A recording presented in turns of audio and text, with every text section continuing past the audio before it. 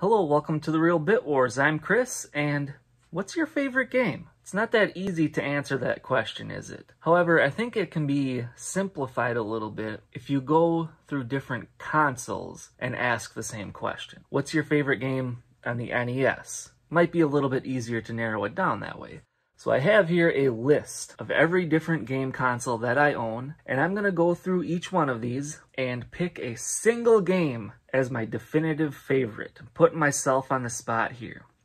So, if you haven't heard, I was recently nominated for YouTuber of the Month, and that's what inspired me to do this. I thought it's really incredible that this competition has gone on for such a long time, and I thought it might be kind of fun to maybe start my own thing here. So, stick around for the end of the video. I'm actually going to nominate another YouTuber to make a video just like this. Without further ado, I'll get started on my own list. So, the first console I have listed here is the Atari 2600, and it's got a pretty vast library. There's a lot of cool stuff on there like Indiana Jones. I really like the two-player mode on Frogs and Flies. Call me crazy, but I actually really like E.T. I think it's a fun game. But I think I'm going to go with Yar's Revenge as my favorite 2600 game. Next up, I have the 7800. Smaller library for that. I think Robotron 2084 is a good choice for that. Are there any bad ports of that game? It's a pretty solid title. Next up, the Intellivision. That's an easy one for me. I love the Intellivision. I know, right? Call me crazy, but Night Stalker. Without a question, Night Stalker is my favorite Intellivision game. The Sega Master System. That's another easy one for me. I will always go with Batman Returns. So that one has two different difficulty settings, and the hard setting is just way too challenging, and the easier setting is a little more manageable, but it does get very, very difficult in the later stages. It's difficult to master that grappling hook maneuver you do on there, but still a really fun game. Sega Genesis. It's another one. If you're gonna force me to choose, I will always go with Revenge of Shinobi. Sega 32X. I've played most of the games on that, almost all of them. I think the easy choice for me is Shadow Squadron. I actually prefer that over the Star Wars game. The earlier stages are almost a little too easy, but that kind of makes it like a nice relaxing experience. Sega CD. That's another, again, I'll probably just go with Terminator. Not necessarily a great game, but it's a game that I really like. It's frustrating the way the enemies respawn so rapidly, kind of drags it down, gets in the way of the fun a little bit, but it looks cool, it sounds cool, and it plays well. Sega Game Gear, that's not an easy one. There's a lot of filler on that console though. The one I've spent the most time playing is probably Bust a Move, but that doesn't really stand out from the rest of that series. And I think I'm gonna go with The Lost World Jurassic Park. Not necessarily a great game, but that's just a franchise that I love, and it kind of elevates the experience for me. Just anything Jurassic Park related I'm already into, so yeah, I'll go with The Lost World. Sega Saturn. The first thing that always comes to mind is Saturn Bomberman. That's my favorite franchise in video game history, and I don't know if that's my favorite game in the series, but it's definitely up there. Sega Dreamcast. Another easy one. Worms Armageddon. It's not an exclusive title, but that's definitely the one I've spent the most time with, and it's a great party game. The Game Boy. Yeah, Burger Time Deluxe, no question. It's another one, it's among my favorite franchises out there, and I think that is the best Burger Time game there is. Game Boy Advance.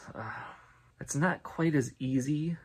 I think I'll go with Monster House. It's kind of this action RPG. You cycle through the different characters. It reminds me a little bit of Sweet Home. Game Boy Color. So admittedly, I don't have a ton of Game Boy Color games, but I have spent some time playing quite a few of them. One that immediately jumps out to me is a licensed game based off of that Brendan Fraser Mummy movie. It's just called The Mummy. It kind of throws me back to the Lost Vikings games, where you have the different characters that you rotate through, and each one has its own attributes. So in this Mummy game, like, one person can jump further, one person has the rifle so they can shoot projectiles, and you need to use each of them to get through different segments of the game. So not necessarily a great game, but it's just one that I enjoy. Famicom. See, now that I mentioned Sweet Home, that's the first thing popping into my head, which is a great game. I think I will go with Wanpaku Graffiti, the Splatterhouse spin-off. And call me crazy, but that is actually my favorite game in the Splatterhouse series. The other ones are all great too, but yeah, Wanpaku Graffiti, it's just kind of quirky and fun. It has that sort of Famicom humor in it, and I really appreciate that. Famicom Disk System. I will go with Super Load Runner. It's another series I'm a very, very big fan of, and that is one of the most difficult games I have ever beat in my life. It took so many tries to get through that whole thing, and there are a lot of levels on it. So yeah, TurboGrafx 16. So I'm gonna just kind of bunch together CD and HuCard. It's all one console as far as I'm concerned. The first game I always think of is Ninja Spirits, but I don't know if that's my favorite or not. I think I'll pick Bloody Wolf. That's the first TurboGrafx game I ever beat, and I love going back to it. It's like a overhead run and gun type game, a lot of fun. So now the PC Engine. Ooh, there's so much good stuff on the PC Engine. So you have like Rondo of Blood.